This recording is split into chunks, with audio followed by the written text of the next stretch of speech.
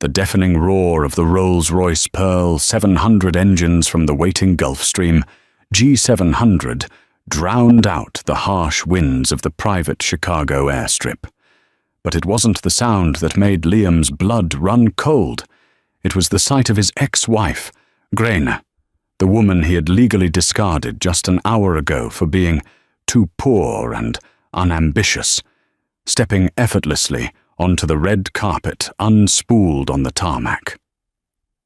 A titan of industry, a man worth $12 billion, stood at the base of the stairs, bowing his head slightly as he offered her his hand.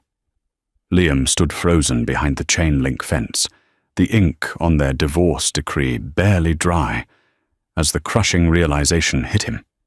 He hadn't just thrown away a marriage. He had thrown away an empire. The rain in Seattle always had a way of making everything look like a faded photograph, but for Graina Sterling, it was a canvas of perfect, unassuming anonymity. To the world, and more importantly, to her husband of 4 years, Liam Caldwell, she was just Graina. A soft-spoken freelance florist who drove a 2012 Honda Civic with a dent in the rear bumper, bought her clothes off the clearance racks at mid-tier department stores, and spent her weekends volunteering at the local botanical gardens. Liam, on the other hand, was a man sprinting on a treadmill made of gold-plated aspirations. As a junior partner at a boutique wealth management firm, his entire existence revolved around the relentless pursuit of proximity to power. He wore tailored Italian suits he couldn't quite afford, leased a sleek Audi A7 that ate up a third of his monthly income, and meticulously studied the habits of the ultra-wealthy men he advised. He didn't know that his quiet, unassuming wife was the sole heiress to Sterling Oceanic, a global shipping and logistics conglomerate that controlled a frightening percentage of the world's supply chain. Graina had hidden her identity for a reason. Growing up suffocated by bodyguards, boarding schools, and the constant, paranoid screening of anyone who tried to befriend her, she had craved something real. When she met Liam in college, before his ambition had hardened into obsession, he had seemed genuine. He had loved her laugh, her passion for horticulture, her simple kindness. She had planned to tell him the truth about her wealth eventually, once she was absolutely certain that the foundation of their marriage was built on unshakable, unconditional love.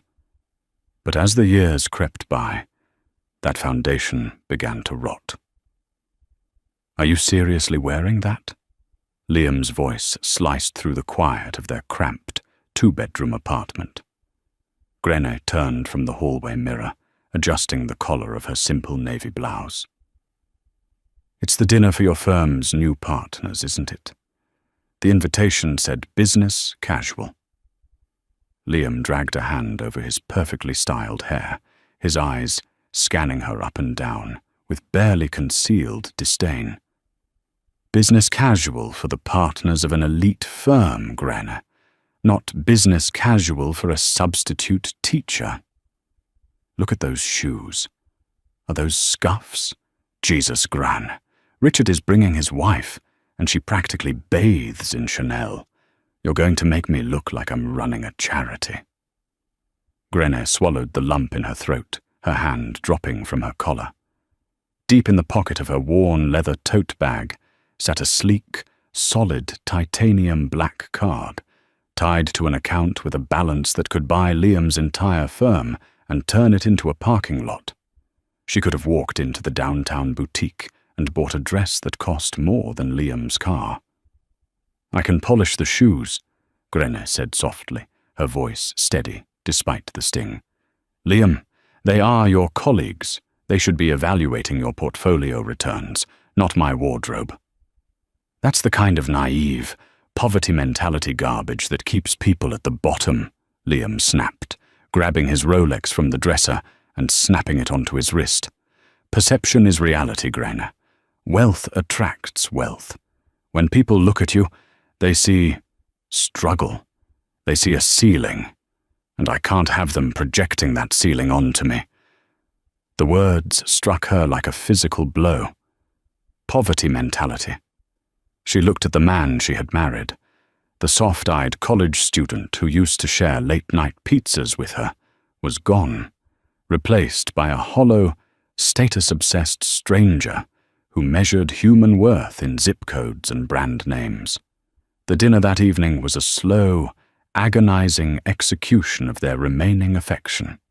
Liam seated Grainer at the far end of the table, subtly positioning himself next to Chloe Kensington. Chloe was a new client at the firm, the daughter of a regional real estate developer. She was loud, dripping in flashy designer logos, and carried an air of manufactured superiority. Throughout the evening, Liam practically fell over himself to laugh at Chloe's jokes, pouring her wine, his body angled entirely away from his wife. "So, Grain," Chloe purred loudly over the clinking of crystal glasses, drawing the table's attention. "Liam tells me you work with dirt? Something with plants." A few of the partners chuckled. Liam looked mortified, his jaw clenching. "I'm a botanist," Grainer replied calmly, offering a polite smile.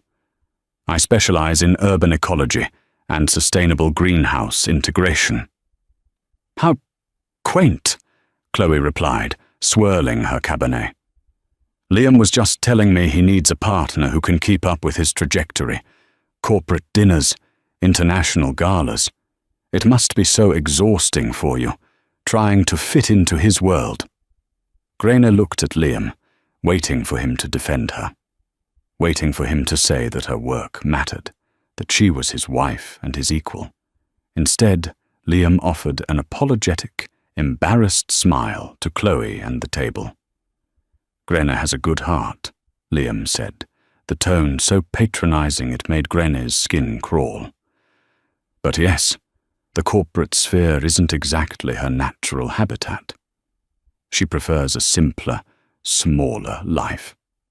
Grainer's hands tightened in her lap. Underneath the table, she pressed her thumb against her wedding ring.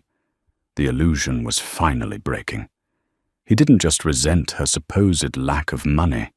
He was profoundly ashamed of her. 2 weeks later, the storm finally broke. Grainer had just returned from the local nursery, her hands smelling faintly of lavender and damp earth. As she unlocked the door to their apartment, she noticed 2 large, expensive leather suitcases sitting by the entryway. Liam was standing in the living room, dressed in a sharp charcoal suit, casually scrolling through his phone. He looked up as she entered, his expression devoid of any warmth or hesitation. "Liam, are you going on a business trip?" Grainer asked, setting her keys on the counter. "No," Liam said smoothly, slipping his phone into his pocket. "I'm moving out, and I've already had my lawyer draft the papers." The air in the room seemed to vanish. Grainer stared at him, the silence stretching so tight she thought it might snap. "Divorce papers?" she whispered, the reality of the word struggling to take root in her mind. "Just like that? No conversation? No counseling?" "Counseling is for people who have a foundation to salvage, Grainer," Liam said, his tone as cold and efficient as a business transaction. "We don't.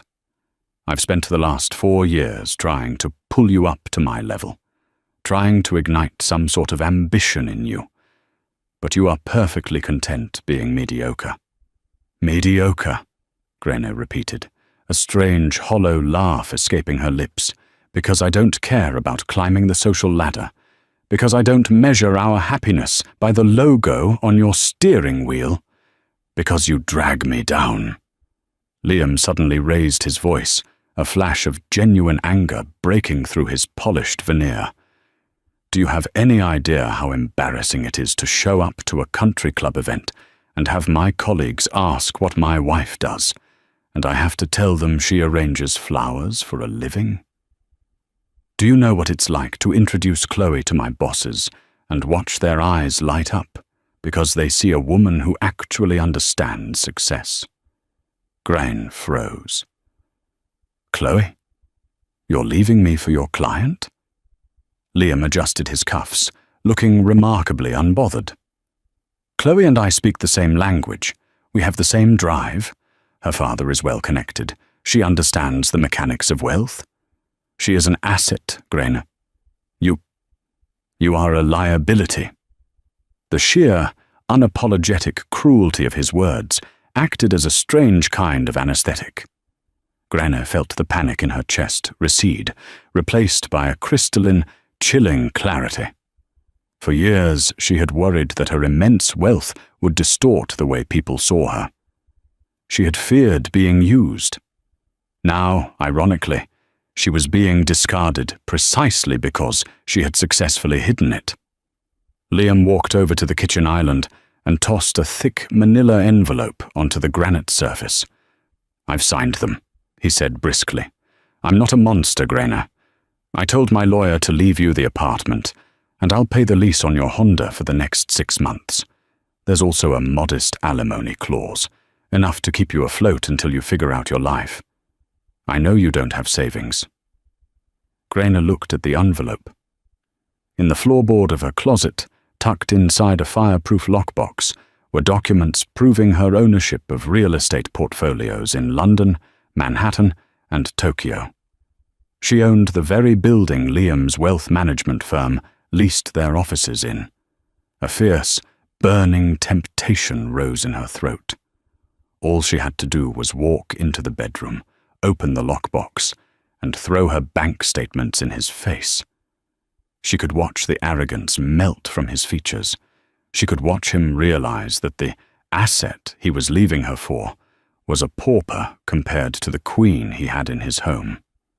But as she looked at Liam, his smug posture, his calculating eyes, the temptation died. If she revealed her truth now, he would undoubtedly backtrack. He would fall to his knees, suddenly realizing his mistake, blinded by the very wealth he worshipped. He didn't love her. He loved money. And revealing her wealth would only tether her to a man whose soul was utterly bankrupt. Grainer stepped forward, picked up a pen from the counter, and pulled the documents from the envelope. She flipped to the last page. You don't want to read it? Liam asked, arching an eyebrow in surprise. You should probably have a cheap lawyer look it over. Make sure you're getting your pennies. I don't need your pennies, Liam, Grainer said, quietly. She signed her name with swift, fluid strokes. Grainer Hayes Caldwell, soon to be just sterling again. She pushed the papers back across the counter. Keep the apartment. Keep the car payments. I don't want a single cent from you. Liam laughed, a harsh, mocking sound. Pride is an expensive luxury for someone in your tax bracket, Grainer. But fine, don't come crying to me when you can't make rent. He grabbed the handles of his suitcases, walking past her without a second glance. As the front door clicked shut, severing their life together permanently, Gran stood in the quiet kitchen. She didn't cry. Instead, she reached into her pocket, pulled out her phone, and dialed a number she hadn't called in 4 years. Sterling Private Office. How may I direct your call? A crisp voice answered. This is Grainer Sterling, she said, her voice steady, the timidity of the last 4 years evaporating instantly.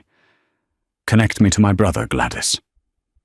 The finalization of the divorce took exactly 3 months. Liam had expedited the process, eager to officially cement his new life as a power couple with Chloe Kensington.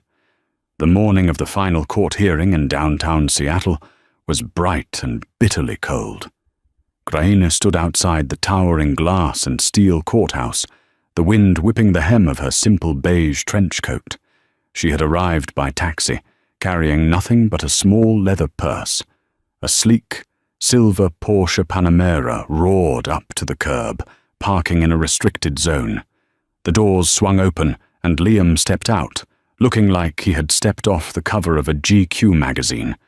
He wore a bespoke Tom Ford suit, a new, ostentatious diamond watch gleaming on his wrist. Hanging off his arm was Chloe, draped in an oversized faux fur coat and carrying a vibrant orange Hermes Birkin bag that Grain, having grown up around the real thing, instantly recognized as a high-end counterfeit. Liam spotted Grain and smirked, guiding Chloe up the steps. "Grain," Liam greeted, his tone dripping with forced pity. "You look, well, surviving, I hope?" "I'm perfectly fine, Liam," Grainer said, her voice mild. Chloe looked Grainer up and down, her lips curling into a condescending smile. "Liam told me you refused the settlement money. It's so brave of you to try and make it on your own. My dad's company is always hiring receptionists, if you ever get desperate. Minimum wage, but it has dental." "I appreciate the offer, Chloe, but my employment is secured," Grainer replied, her face a mask of polite indifference. Inside the courtroom, the proceedings were swift and clinical. The judge reviewed the waivers, confirmed that neither party was contesting the division of assets, and struck his gavel. "Marriage dissolved," the judge declared. It was over. The heavy chain that had tethered Grain to Liam's suffocating ambition was finally broken. She felt a profound sense of lightness, a sudden rush of oxygen to her lungs. They walked out of the courtroom and down the marble corridors together, Liam's chest puffed out with victory. He had successfully shed his dead weight. "Well," Liam said, as they pushed through the revolving glass doors back into the biting Seattle air, "I suppose this is it. We're heading to the Capitol Grill to celebrate. Champagne is waiting. How are you getting back to wherever you're staying? The bus schedule is a bit erratic on Tuesdays, isn't it?" Grainer looked at him, truly looking at him for the last time. He was so small. His entire world was confined to the tiny, shallow puddle of status he had managed to scrape together.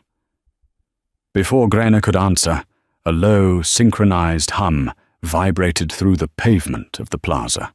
Coming down the street, moving with the heavy, intimidating grace of a presidential motorcade, were three massive, matte black Cadillac Escalades. Their windows were heavily tinted, the chrome polished to a mirror shine. The traffic seemed to part for them, the sheer presence of the vehicles commanding immediate authority. Liam frowned, taking a step back as the three SUVs bypassed the loading zone and pulled directly onto the wide courthouse plaza, stopping mere feet from where Grainer, Liam, and Chloe stood. "Who do they think they are parking there?" Liam muttered, annoyed that his grand exit was being upstaged. The doors of the first and third Escalades opened simultaneously. 6 men stepped out. They were giants, dressed in identical dark suits, earpieces curled discreetly behind their ears. They moved with military precision, instantly forming a loose perimeter around the center vehicle. Chloe gasped, clutching Liam's arm. "Liam, look at the license plate on the center one. SG1. That's a corporate diplomatic plate." The rear door of the center Escalade opened. A man stepped out into the cold air. He was in his late 30s, possessing a striking, aristocratic jawline and piercing grey eyes. He wore a custom-tailored vicuña wool overcoat that cost more than Liam's Porsche, and he exuded an aura of absolute, terrifying power. Liam's jaw dropped. His face drained of color, as if he had seen a ghost. As a wealth manager, he spent hours studying the titans of industry. He knew exactly who this man was. "Oh my God," Chloe whispered, her grip on Liam's arm turning bruising. "Liam, that's Gladys Sterling, the CEO of Sterling Oceanic. He's a multi-billionaire. What is he doing at a family courthouse?" Liam couldn't speak. His mind raced, desperately trying to calculate why a man who owned entire fleets of cargo ships and private islands was standing 20 feet away from him. Gladys Sterling ignored the gawking couple entirely. His cold eyes swept the plaza before landing on the woman in the beige trench coat. His rigid posture softened, a genuinely warm smile breaking across his formidable features. He walked directly toward Gren. Liam instinctively puffed out his chest, stepping forward, assuming Gladys was approaching him. "Mr. Sterling, it is an absolute honor. I am Liam Caldwell with—" Gladys didn't even look at Liam. He walked right past the outstretched hand, as if Liam were nothing more than a statue, closing the distance to Grane. "You kept me waiting 4 years, little sister," Gladys said gently, his voice carrying over the wind. He reached out, wrapping Grane in a tight, protective embrace. The silence that fell over the plaza was absolute. Liam's hand hung in the air, his brain short-circuiting. "Little sister." Grine hugged her brother back, finally letting go of the tension she had carried for half a decade. "I'm sorry, Gladys. I had to know for sure." Gladys pulled back, looking at her with a mixture of affection and fierce protectiveness. "And now you know. You're done playing a commoner for people who can't recognize royalty without a price tag." He turned, his gaze finally landing on Liam. The look in Gladys's eyes was so intensely cold that Liam physically recoiled. It was the look a man gives a cockroach before stepping on it. "Is this the mistake?" Gladys asked Grena quietly, though the words echoed loudly enough for Liam to hear. "He's nothing anymore," Grena said, not breaking eye contact with her ex-husband. Liam was hyperventilating. His eyes darted wildly from Grena to Gladys, to the heavily armed security detail, and back to Grena. "Grena! Grena, what is this? What is he talking about? Little sister?" Grena finally smiled. It wasn't the soft, accommodating smile she had worn for 4 years. It was the sharp, commanding smile of a Sterling. "Goodbye, Liam. I hope the middle management life treats you well," she said softly. "The Bombardier Global 7500 is prepped at Boeing Field. Grene," Gladys said, extending a hand toward the open door of the Escalade. "We diverted it from Paris this morning. Father is waiting for us in Monaco. It's time to go home." Grena walked past a trembling Liam and a horrified Chloe, stepping into the back of the luxurious SUV. As the security detail piled back into their vehicles and the heavy doors slammed shut with a synchronized thud, Liam collapsed onto the low stone wall of the courthouse, staring blankly as the motorcade disappeared into the city traffic, taking his worthless ex-wife to a multi-million-dollar private jet. The cabin of the Bombardier Global 7500 was a masterpiece of aerospace engineering and bespoke luxury, a far cry from the cramped, vinyl-scented interior of the 2012 Honda Civic Grene had driven for the past 4 years. As the heavy jet pierced through the thick cloud cover over the Pacific Northwest, ascending rapidly toward a cruising altitude of 51,000 feet, Grain sank back into the cream-colored leather of her nuage seat. A flight attendant in a crisp, tailored uniform approached soundlessly, placing a baccarat crystal flute on the polished walnut table beside her. "Dom Perignon 2012, Ms. Sterling. Just as your brother requested." Grain stared at the rising bubbles. For 4 years she had budgeted her grocery trips to the nearest dollar, couponing for laundry detergent, while Liam spent thousands on networking dinners he deemed essential for his image. Now she was drinking champagne that cost more than their monthly rent, miles above the earth, while traveling at Mach 0.92. Gladys sat across from her, his long legs crossed, a tablet resting on his lap. He set it down and studied his sister. The cheap beige trench coat had been handed off to the purser and replaced with a plush Loro Piana cashmere throw. "I hated every second of it, you know," Gladys said, his voice a low, steady rumble over the quiet hum of the Rolls-Royce Pearl 700 engines. "Watching you shrink yourself to fit into his suffocating little world." Father almost ordered a hostile takeover of his entire firm 3 separate times, just to ruin him. A small, genuine laugh escaped Gran's lips. I told you, Gladys. I had to know if it was real. In our world, people look at us and see dollar signs. They see acquisitions, mergers, and trust funds. I wanted someone to look at me and just see Grana. And instead, you found a parasite who couldn't appreciate the host, Gladys replied bluntly. Liam Caldwell is a man who plays at wealth. He leases his lifestyle. He's drowning in debt to maintain an illusion. Our intelligence team ran a full diagnostic on him the moment he served you those papers. Graina looked up, surprised. You investigated him?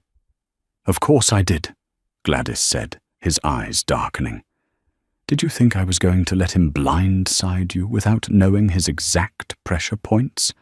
His beloved boutique firm, Wellington and Cross, is over-leveraged, and his new prize, Chloe Kensington. Gladys scoffed, swiping a finger across his tablet and passing it to Graina. Her father's real estate empire is a house of cards. They're facing a severe liquidity crisis. They owe $50 million to private creditors and have absolutely no cash flow. She didn't secure a wealthy partner. She secured a desperate life raft. Graina looked at the financial dossiers glowing on the screen. The counterfeit Hermes Birkin suddenly made perfect sense. Liam, in his desperate, blind pursuit of status, had discarded a legitimate dynasty for a crumbling facade. What happens now? Graina asked, handing the tablet back. Now, Gladys said, a predatory smile touching his lips. You reclaim your seat at the table. Sterling Oceanic is restructuring its North American acquisitions. Father wants you to spearhead the new division in Manhattan. It's time you stopped playing in the dirt and started owning the ground it rests on. Thousands of miles below, back in Seattle, the ground was violently shifting beneath Liam Caldwell's feet. He sat in the driver's seat of his leased Porsche Panamera, the engine idling in the courthouse parking lot long after the matte black Escalades had disappeared. Chloe was in the passenger seat, her shrill voice echoing off the leather interior. Liam, say something. You told me she was a nobody. You told me she arranged centerpieces for middle-class weddings. That was Gladys fucking Sterling. Do you have any idea what his family controls? Shut up, Liam whispered, his hands gripping the steering wheel so tightly his knuckles were bone white. Excuse me, Chloe snapped. I said shut up, Chloe, Liam roared, slamming his palms against the wheel. He pulled out his phone, his hands shaking violently as he opened a web browser. He typed in Sterling Oceanic. The search results populated instantly. The scale of the empire was nauseating. Commercial fleets spanning the globe. Deep water ports in Rotterdam, Singapore, and Los Angeles. A private equity arm that managed hundreds of billions in assets. He navigated to the corporate leadership page. There was Gladys, listed as CEO. There was Richard Sterling, the legendary reclusive patriarch. And there, listed under the board of directors, was Graina Hayes Sterling. The bio noted her as a silent majority shareholder, her shares held in a blind trust. Liam felt the blood drain from his head. He dropped the phone onto the center console as if it were burning coal. She owned it, Liam muttered, his voice cracking. She owned all of it. The whole time. He thought about the times he had belittled her, the times he had complained about paying the electric bill, the times he had forced her to sit at the end of the table so he could flirt with Chloe. He had practically begged a billionaire to sign a waiver absolving him of any financial claim to her assets. He had handed her a pen and demanded she walk away with nothing, and she had obliged, not out of defeat, but out of sheer, unadulterated pity. Liam, Chloe said, her voice trembling now, the reality of the situation finally piercing her own manufactured vanity. My dad. My dad's company was hoping to secure a logistics contract with a subsidiary of Sterling Oceanic next quarter. If they find out who you are, who I am." Liam stared through the windshield at the grey Seattle sky. The cold, hard truth settled over him like a suffocating blanket. He hadn't just made a mistake. He had committed financial suicide. 6 months later, the penthouse boardroom of the Sterling Tower in Manhattan offered a sweeping, dizzying view of Central Park, but Grain Sterling barely noticed the skyline. She stood at the head of a massive, live-edge mahogany table, dressed in a razor-sharp, custom-tailored charcoal Dior suit, her hair pulled back into a sleek, severe twist. The soft-spoken florist from Seattle was dead. In her place stood the executive vice president of North American acquisitions for Sterling Oceanic. "The numbers on the Wellington and Cross portfolio don't justify the valuation," Gren said, her voice cutting through the hushed silence of the boardroom. She tossed a thick, leather-bound dossier onto the table. "They're inflating their projected returns by banking on distressed commercial real estate. It's a toxic asset trap." Her father, Richard Sterling, a man whose presence commanded absolute silence, nodded slowly from the opposite end of the table. "Your assessment, Grainer?" "Let them bleed," Grainer replied smoothly, not missing a beat. "Their primary partners are desperate for a capital injection. They've been shopping their firm to family offices for the past 3 weeks. We let them sweat until the end of the quarter, wait for their valuation to plummet, and then we buy their infrastructure for pennies on the dollar and dissolve their executive board." Gladys, sitting to her right, smiled proudly. "Ruthless. I love it." "It's not ruthless, it's just good business," Grainer said, taking a sip of her sparkling water. She tapped her gold Cartier Panthère pen against the dossier. "I see they've secured a blind pitch meeting with our proxy holding company, Apex Capital, tomorrow afternoon at the Four Seasons." "Do you want me to cancel it?" Gladys asked. Gren paused, a memory of cold Seattle rain and a manila envelope flashing through her mind. A slow, calculating smile spread across her face. "No. Let them pitch. In fact, I'll take the meeting myself. It's time I saw what true ambition looks like up close." Across the city, in a cramped, windowless conference room in the Wellington and Cross temporary offices, they had been forced to downsize their lease 3 months ago. Liam Caldwell was sweating through his shirt. The last 6 months had been a relentless, agonizing descent into hell. Following the divorce, the rumor of his colossal blunder had somehow leaked through the airtight corporate circles. In the high-stakes world of wealth management, judgment is everything. A man who couldn't recognize a multi-billion-dollar heiress sleeping in his own bed was not a man you trusted with your portfolio. Clients had bled away. Chloe's father's company had officially filed for Chapter 11 bankruptcy a month prior, rendering Chloe's connections completely worthless. The expensive dinners had stopped. The lease on the Porsche had been broken, replaced by a devastating penalty fee and a miserable commute on the subway. Liam's meticulously crafted life was in ruins, and the only thing keeping him from being fired was this final, desperate pitch. "This is it, Liam," Harrison, the senior partner, barked, pacing the room. "Apex Capital represents a European family office with over $500 million to park. If we don't land this management contract, we are closing our doors on Friday. Do you understand me? You are our lead closer. You better walk into that suite tomorrow and perform a miracle." "I have the projections, Harrison. We've padded the distressed real estate returns. It looks highly lucrative on paper," Liam said, his voice lacking its usual arrogant cadence. He looked exhausted. Dark circles bagged under his eyes, and his suit, once crisp, looked slightly ill-fitting on his thinning frame. Chloe was sitting in the corner, mindlessly scrolling through her phone. She was wearing a mid-tier department store dress, the fake Birkin long gone, replaced by a plain black tote. Their relationship had devolved into a toxic hostage situation.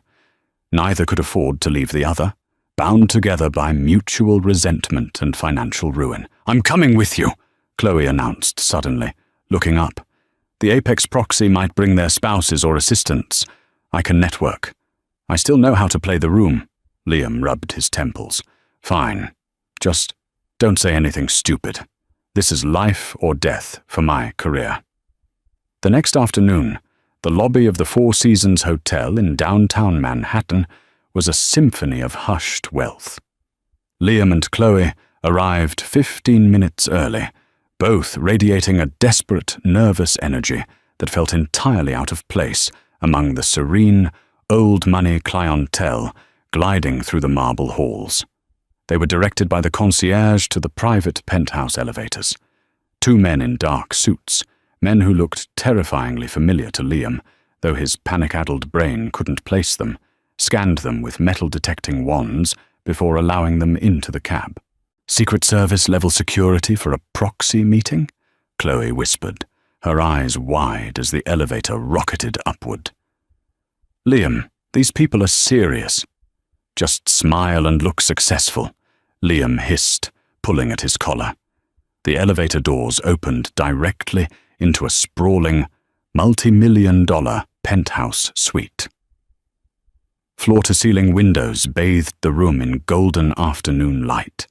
A massive glass boardroom table was positioned in the center, overlooking the sweeping expanse of the city. A sleek, imposing executive assistant stood at the door. "Mr. Caldwell, Ms. Kensington, please have a seat. The executive vice president will be with you momentarily." Liam and Chloe scrambled to their seats on one side of the vast glass table, frantically arranging their pitch decks and financial models. Liam's heart was hammering against his ribs. This was it. Salvation. If he could just charm this European executive, he could reclaim his life. He could get back on top. A set of heavy oak double doors at the far end of the suite clicked open. The low hum of high heels against hardwood echoed through the silent room. Liam pasted his most charming, confident, million-dollar smile onto his face and stood up, buttoning his suit jacket. "Good afternoon. It is an absolute honor to—" The words died in his throat. The breath was forcefully punched out of his lungs. Stepping into the sunlight, flanked by Gladys Sterling and two towering security guards, was Gren. She wore a breathtakingly sharp white blazer over a black silk camisole, a stunning Patek Philippe Nautilus glowing on her wrist, a watch that cost more than Liam's entire firm was currently worth. She looked radiant, powerful, and entirely untouchable. She moved with the fluid, predatory grace of an apex predator returning to its domain. Chloe let out a strangled, pathetic gasp, covering her mouth with her hand. Liam's legs gave out. He collapsed back into his chair, the meticulously prepared pitch deck slipping from his trembling hands and scattering across the glass table like a spilled deck of cheap cards. Grainer walked to the head of the table. She didn't sit down. She simply rested her manicured hands on the glass, leaning forward slightly, her cold, piercing eyes locking directly onto Liam's horrified face. "You promised me a miracle, Mr. Caldwell," Gran said, her voice smooth as glass and sharp as a scalpel. "So, pitch me." The silence in the penthouse suite was absolute, heavy enough to crack the reinforced glass table. The faint, muffled sirens of Manhattan traffic far below only emphasized the suffocating quiet inside the room. Liam's vocal cords felt as though they had been injected with cement. He looked at Grainer, his former wife, the woman whose budget he used to scrutinize over 50-cent discrepancies at the grocery store, and saw a merciless titan holding his entire existence in the palm of her hand. "Well, Grine prompted, her tone dangerously polite. She slowly pulled out the chair at the head of the table and sat down, crossing her legs. Gladys remained standing behind her right shoulder, arms crossed, looking at Liam with the clinical detachment of a scientist observing a dying insect. Liam swallowed hard, a drop of cold sweat tracing its way down his spine.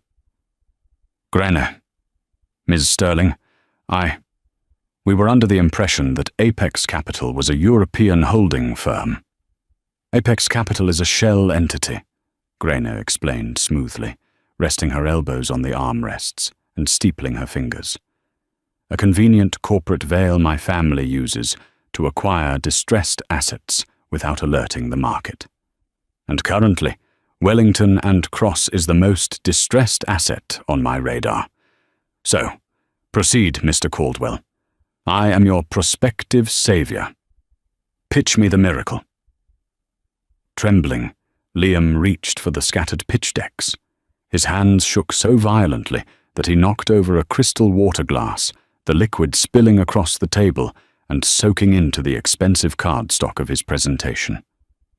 Chloe let out a pathetic whimper, shrinking back into her chair, her eyes darting toward the heavy mahogany doors as if calculating the odds of a successful sprint to the elevators. The projections," Liam stammered, his polished, arrogant facade crumbling into dust. "Our mezzanine debt structuring offers a highly lucrative yield. We're forecasting a 12% return on the commercial properties in the Columbus Circle portfolio." Grine didn't even look at the soaked papers. She simply stared at him, her grey eyes devoid of any warmth. 12%, Grine repeated softly. "Gladys, please hand me the real audit." Gladys pulled a sleek black iPad Pro from his leather briefcase and slid it across the glass to Grine. She tapped the screen once. "It's fascinating, Liam," Grine said, her voice echoing in the vast room. "Because my intelligence analysts ran an independent audit on your Columbus Circle portfolio 3 days ago. Your commercial buildings are sitting at a 42% occupancy rate. Your anchor tenants broke their leases last month. You aren't forecasting a 12% return. You are hemorrhaging capital. You padded these numbers to secure a bailout. In the corporate sector, we call that securities fraud." Liam's face turned the color of ash. "Grine, please. Harrison forced me to draft those numbers. It was the partner's decision, not mine. I'm just the messenger." "Always shifting the blame," Grine mused, tilting her head. "Always looking upward for someone to carry you, or downward for someone to step on. Tell me, Liam, how does it feel to finally look at me and realize you're looking up?" Chloe, desperate and entirely devoid of loyalty, suddenly leaned forward, tears streaking her makeup. "Ms. Sterling!" "Grine, I had nothing to do with this. He lied to me too. He told me he was a senior partner. He told me he was wealthy. My father's company is bankrupt. I have nothing. Please, I can be an asset to your firm. I know the local real estate market. Ms. Kensington." Grine cut her off, her voice cracking like a whip. "This is a closed board meeting, not a reality television confessional. You are here solely because your presence provides an amusing symmetry to this pathetic display. Do not speak again." Chloe snapped her mouth shut, a sob catching in her throat. Grine turned her attention back to her ex-husband. "I didn't bring you here to invest in your sinking ship, Liam. I brought you here to inform you of a restructuring." Liam looked up, a glimmer of desperate hope flickering in his eyes. "Restructuring? You're buying the firm?"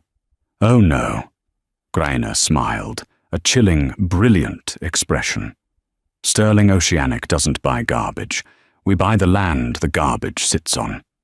At 9 a.m. this morning, while you were ironing that cheap suit, my father and I executed a hostile, leveraged buyout of the parent conglomerate that holds Wellington and Cross's debt. We didn't buy your firm. We bought your creditors." The realization hit Liam with the force of a freight train. She wasn't an investor. She was his absolute owner. As the new majority debt holders, Grainer continued, standing up and buttoning her pristine white Dior blazer, we are calling in the loans, immediately. Wellington and Cross is insolvent. The firm is being dissolved as we speak. Your keycard to the building has already been deactivated. Your senior partners are currently being escorted out of the lobby by my private security contractors.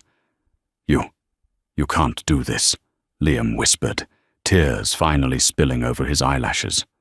Grainer, this is my entire life. My career. I have nothing else. I'm drowning in debt. I know, Grainer said quietly, leaning down until she was inches from his face.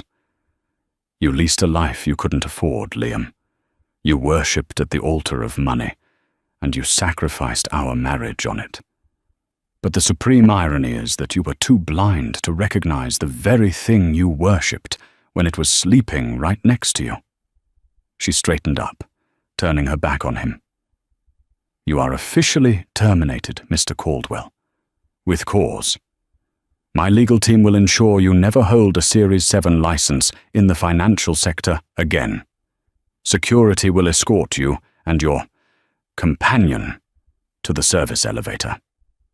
As the two massive security guards stepped forward, hauling a sobbing Liam and a hysterical Chloe out of their expensive leather chairs, Liam looked back one last time. Grainer stood perfectly still in the golden Manhattan sunlight, the undisputed queen of an empire he could have shared, had he only possessed a fraction of a human soul. The air inside the newly constructed Sterling Botanical Conservatory in Kew, London, was thick, warm and fragrant, smelling of blooming ghost orchids and rich, damp earth. The massive geodesic glass dome, designed at a cost of £150 million, housed over 10,000 species of rare flora from across the globe. It was a masterpiece of sustainable engineering, and it belonged entirely to Grainer Sterling. Grainer walked down the winding Portuguese limestone path, her fingers gently brushing the leaves of a towering Amazonian fern. She wore a simple, elegant emerald green linen dress by the row, her feet clad in comfortable Loro Piana loafers. There were no cutthroat boardrooms here, no hostile takeovers, no arrogant wealth managers to crush. Just the quiet, enduring power of nature that she had always loved, finally amplified by the limitless resources of the Sterling Oceanic Empire. It had been exactly 1 year since the brutal, surgical dissolution of Wellington and Cross. The financial world had quickly moved on, as it always did, swallowing the weak and celebrating the ruthless. Grainer, however, had not just moved on. She had ascended, taking the reins of the North American and European divisions of her family's global conglomerate with a ferocity that surprised even her father. She streamlined operations and liquidated toxic assets. More importantly, she had redirected a massive portion of their shipping logistics infrastructure toward a global, sustainable agriculture initiative. The press is waiting in the atrium, Miss Sterling. Her executive assistant, a sharp, impeccably dressed young woman named Beatrice, murmured as she approached, holding a silver tray with an espresso. Bloomberg and the Financial Times want a statement regarding the new $500 million agricultural grant. It's caused quite a stir in the commodities market. Let them wait a few more minutes, Beatrice. Gran smiled, gently adjusting a drooping orchid stem. The markets can panic all they want. The plants don't care about our deadlines. 3,000 miles away, the atmosphere was distinctly lacking in botanical serenity. Liam Caldwell stood behind a scuffed, imitation wood laminate counter at a mid-tier budget rental car franchise just outside Newark Liberty International Airport. Fluorescent lights buzzed overhead with a migraine-inducing hum, casting a sickly pallor over his exhausted face. He wore a cheap, ill-fitting polyester uniform shirt in a garish shade of maroon, the collar already fraying at the edges. His name tag, plastic and slightly crooked, simply read, Liam, trainee. His posture, once arrogant and puffed with false importance when he wore bespoke Tom Ford and leased German sports cars, was now permanently stooped. The luxury watches had been seized by debt collectors 11 months ago. The Audi A7 was repossessed shortly after he was blacklisted from the financial sector. After Greiner's legal team systematically exposed his fraudulent padding of the Columbus Circle portfolios, no wealth management firm would touch him. He was a pariah, radioactive in the only industry he had ever cared about. "Excuse me," a sharp, condescending voice snapped, pulling Liam from his exhausted, hollow daze. A businessman in a crisp-tailored Brioni suit was glaring at him over the counter, tapping a Platinum American Express card against the laminate. "I specifically reserved a premium SUV, a Cadillac Escalade or a Lincoln Navigator. This key you just handed me is for a standard mid-size sedan. A Kia, for God's sake." Liam stared at the keys. A memory of 3 matte black Cadillac Escalades rolling onto a Seattle courthouse plaza flashed behind his eyes, making his stomach twist. "I apologize, sir," Liam muttered, his voice raspy and devoid of life, his eyes fixed firmly on the sticky keyboard in front of him. "We are entirely out of premium inventory at this location. A convention in Manhattan wiped out our fleet.